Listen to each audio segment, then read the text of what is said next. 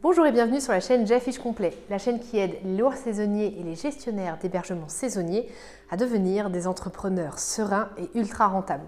Aujourd'hui, on va parler de pourquoi il ne faut pas diaboliser les plateformes comme Airbnb, Booking, Abritel.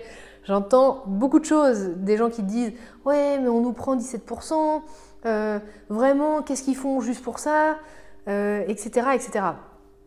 Pour moi, c'est totalement inadapté de voir les choses comme ça. C'est vraiment dommage en fait d'avoir cette perception-là de l'intérêt des plateformes pour nous en tant que loueurs saisonniers. Et c'est ce que je veux vous partager aujourd'hui pour vous aider à peut-être changer votre prisme à ce propos et ne plus vous sentir complètement arnaqué par Airbnb et Booking qui vous prend les fameux 17%. Alors, quelle est ma vision de ce sujet-là des plateformes? Pourquoi est-ce que je pense qu'il faut arrêter d'avoir l'impression de se faire arnaquer par ces sites-là?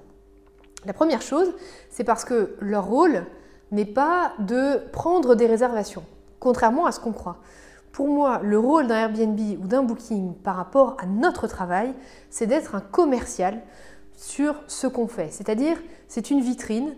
Le rôle d'Airbnb et Booking, c'est d'aller chercher du trafic sur leur site et donc sur nos annonces.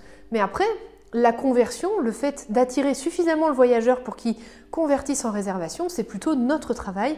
C'est avec la qualité de notre décoration, la qualité des photos, l'adaptation du prix quand c'est nécessaire, la qualité du titre, de l'annonce, des commentaires, etc.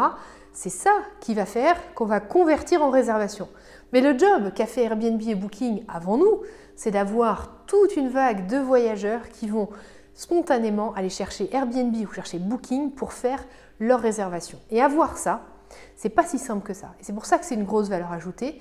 Avoir ce qu'on appelle sur Internet du trafic, générer du trafic, c'est pas donné à tout le monde. Il faut vraiment être un poids lourd.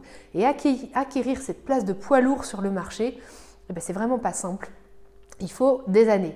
Donc c'est ça qu'on achète en fait à Airbnb et à Booking. C'est comme si ils étaient notre mégaphone. C'est un peu ça, notre mégaphone. Et après, les gens viennent nous voir et ils nous achètent parce que nous, on a été bons. Mais Airbnb et Booking, c'est notre mégaphone. Donc pour moi, les 17% qui nous sont pris ne sont pas excessifs.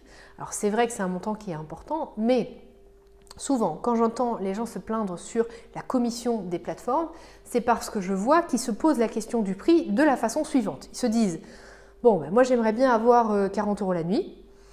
Ils mettent ce prix, ils l'envoient sur Airbnb et Booking et il y a 17% qui tombent quand la réservation tombe depuis Airbnb ou Booking. Et par contre, ils obtiennent vraiment 40 € sur le site direct. Ou alors, ils majorent un tout petit peu, mais ils disent « Oui, après, je vais être trop cher, etc. » Pour moi, il faut prendre le prisme à l'inverse. Il faut vraiment étudier le marché sur Airbnb, étudier le marché sur Booking et se dire quel est mon potentiel maximum sur ce site-là par rapport à la ville, à la saisonnalité, par rapport à la concurrence et par rapport à la typologie de biens que j'ai moi effectivement. Mais si on commence par se dire quel est mon potentiel max sur Booking et qu'après, du coup, juste on en déduit la commission, il est très probable que vous gagniez plus d'argent plutôt que de vous dire juste moi j'en veux 40 € et après partir comme ça. Donc pour moi, encore une fois, les plateformes ne sont pas à diaboliser, sont des outils, mais comme tout outil, il faut l'utiliser à bon escient pour éviter de tomber dans une situation sur laquelle en effet vous êtes sur la paille parce que vous avez mis le prix qui vous semble être juste et en fait vous avez à chaque fois moins 17% sur cette somme d'argent. Alors que probablement, peut-être, votre potentiel financier est bien plus haut et vous pouvez obtenir beaucoup plus de votre location saisonnière. Voilà, j'espère que si jamais vous pensiez de cette façon-là, ça vous aura permis de voir les choses peut-être différemment. Si vous souhaitez continuer à échanger sur tous ces sujets-là avec moi et avec toute la communauté J'affiche complet, n'hésitez pas à nous rejoindre sur le groupe location saisonnière, prix et maximisation du chiffre d'affaires. Le lien est juste en dessous et quand vous rejoignez le groupe, vous recevez un bonus gratuit des 6 erreurs à ne pas faire en faisant vos prix. Donc n'hésitez pas. Et puis moi, ça m'intéresse d'avoir en commentaire votre avis sur la question. Est-ce que vous trouvez quand même que les plateformes nous arnaquent un peu? Est-ce que vous trouvez quand même que ce 17% c'est totalement excessif et que vraiment on se fait complètement avoir?